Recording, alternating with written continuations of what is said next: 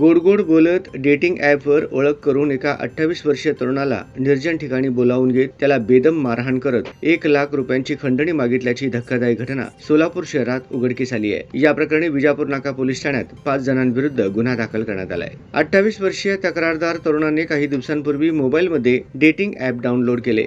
5 जुलै रोजी या ॲपवर त्याची टॉप 20 नावाच्या एका प्रोफाईल धारकाशी ओळख झाली। त्या व्यक्तीने अभिषेक यांना विजापूर रोडवरील सोनी कॉलेज जवळ भेटायला बोलावले। तो तरुण तिथे गेले असता त्या व्यक्तीने त्याला स्वतःच्या दुचाकीवर बसवले। मात्र रूमकडे न नेता तो त्याला एका शेतातील दगडी खोलीत घेऊन गेला। त्यानंतर त्याला कपडे काढायला सांगितले। अभिषेक यांनी कपडे काढल्यानंतर तिथे अचानक इतर 5 जण आले। त्यांनी तू आमच्या जागेत घाणेरडे कृत्य करत आहेस असे म्हणत तक्रारदार तरुणाला लाथाबुक्क्यांनी बेदम मारहाण करण्यास सुरुवात केली। एकाने मोबाईलवर व्हिडिओ देखील शूटिंग केला। अभिषेक यांनी सुटका करण्याची विनवणी केली असता आरोपींनी सुटायचे असेल तर 1 लाख रुपये दे, नाहीतर विहिरीत ढकलून देऊ आणि व्हिडिओ व्हायरल करू अशी धमकी दिली। मारहाणीला घाबरून अभिषेक यांनी त्यांच्या बँक खात्यात असलेले 7,000 रुपये आणि भावाकडून ऑनलाईन मागवून घेतलेले 23,000 रुपये असे एकूण 30,000 रुपये आरोपीने दिलेल्या स्कॅनरवर पाठवले। या त्रासातून सुटल्यानंतर त्याने आधी सायबर पोर्टलच्या 1930 या क्रमांकावर तक्रार नोंदवली आणि 11 जुलै रोजी विजापूर नाका पोलीस ठाण्यात अधिकृत फिर्याद दिली।